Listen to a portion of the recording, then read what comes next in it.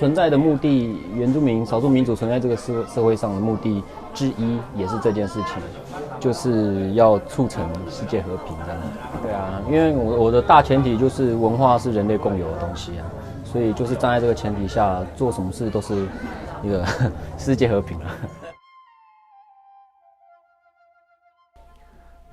变化，我觉得核心都差不多耶，因为我们都是秉持着一种释放美的这种态度的，我们称那个词叫马朗，对，那意思就是说我们释放美的这种力量。对，那你说有什么变化的话，通常就是因应着时代变迁，所以使用的工具不一样。通常最大的变化是这个，但是我们核心理念都差不多，就是想要在很多地方做出很美丽的装饰啊。那这装饰不见得是单纯的什么雕刻啊、画图啊，那它可以是很不一样的。比如说，它把整个街道弄得很漂亮、很干净，把垃圾捡干净等等，这个都是算是美的释放的一环。对，它不是单纯只限于手艺或者是艺术等等这件事情。因为美学它我们的观念里面，它不是一个表现出来的东西，而是一个内心的道德感。对，那等于是说你这个人天生善良，你就秉持着这种善良的心去造福这个世界，它就是一个美的释放了。对，它是一种人生观啊，我觉得，对，它不是一个你就是做雕刻画画这样这么简单，它是你对于你人生的这个态度，还有进而到这个世界，你对待这个世界的态度，它都是属于美学的一环。挑战哦，我觉得它有这种挑战有分好几个阶段啊。那当然最早最一开始的时候，在做这些事情的时候的挑战是在寻找文化、寻找母体这个部分会比较大的挑战，因为我们毕竟曾经有一个被窃的那一代嘛，那一段是空白期，所以要回去找回这些东西是相对的有一些困难。对，那到后期之后，会开始慢慢发现，你要找回的那些东西，它虽然也很重要，可是它也不是重点了。其实真正要去在想的是，你要怎么样去创造，怎么样去弄你的生活去经历这个文化，然后让这个文化变成是人类的普世价值，这个其实是中间的一个比较大的挑战。所谓台湾人的生活的艺术的艺，或者是这个所谓的美感的这个形塑，在这个家族里，是有它的一个传承脉络，就是脉络化。那当然，同时也是世界一部分的一种美感经验，也值得我们这个去分享的。没错，因为这个是我自己的个人的观念啦。那我认为说，我们人类的所有的价值观跟我们原生民族其实是一样的，它都是从同一个祖先出来的。对，你时间拉回1万年前，就是我们世界上不管哪一个人种好了，不管甚至是哪一个生物，都一样，都是为了生存，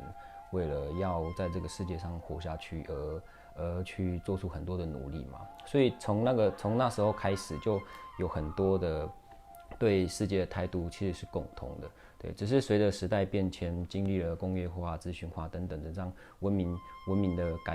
改变之后，很多民族可能都忘记这件事情。那我们就比较幸运，就是还留有这种东西。对，所以我认为这种价值观其实是全人类共有的，只是我们会有一种使命感，尤其是我们家族会有一种使命感，想要把这种价值观再让它可以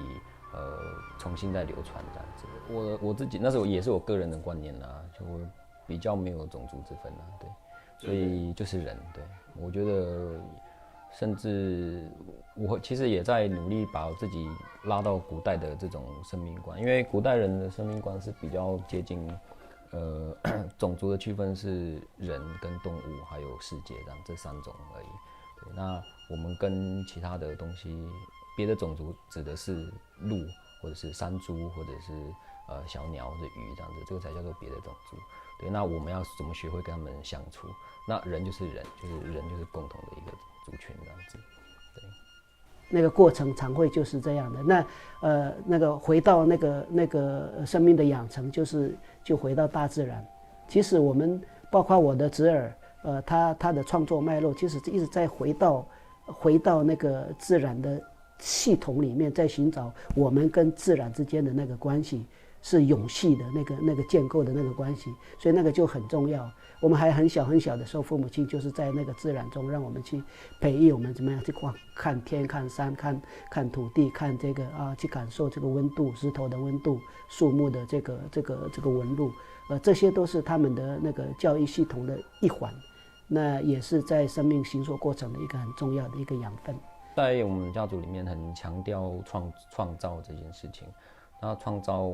并不是指你凭空画出一幅画，它指的是你有够多的阅历，够多的经历，然后有够多的思考，然后才把这些东西转化成创造这件事。那创造的目的就是为了要继续活下去，不管你的人要活下去，还是你的艺术要活下去，还是说我们的文化要活下去，这是创造的一个很大的重点。我们家族应该说台湾的原住民艺术家，可以说不是把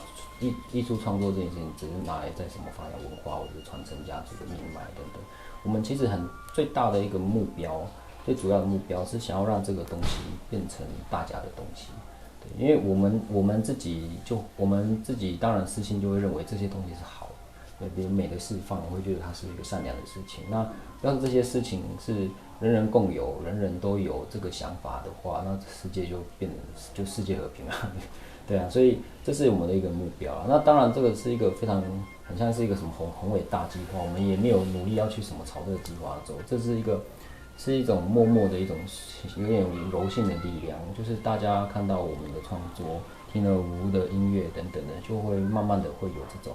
这种心情、这种心态。那如果改变他的观念，那我觉得是很好啊。我觉得这是一个算是好的融合吧，因为我们并没有很强调说我的文化有多优秀、多美丽，一定要被保存，一定要让什么汉人都学习我的文化。我们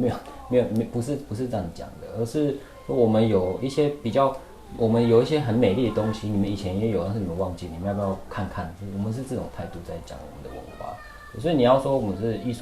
艺术世家，我觉得也不太像是艺术世家吧，有点像是一个排湾族文化的实践者，是这种感觉。那透过实践去传递我们的文化，那这个实践可以是创作艺术，可以是我们的生活态度，可以是一个人生观等等。不过在更早，在古代的话，我们的丰年祭它其实是一系列祭典，然后长达1个月吧，然后里面有大大小小，有什么太阳神祭啊、动物祭啊、植物祭啊、狩猎祭啊，巴拉巴拉巴拉祭典一大堆，综合在一起。可是现在就是阉割到剩下一个祭拜植物，而且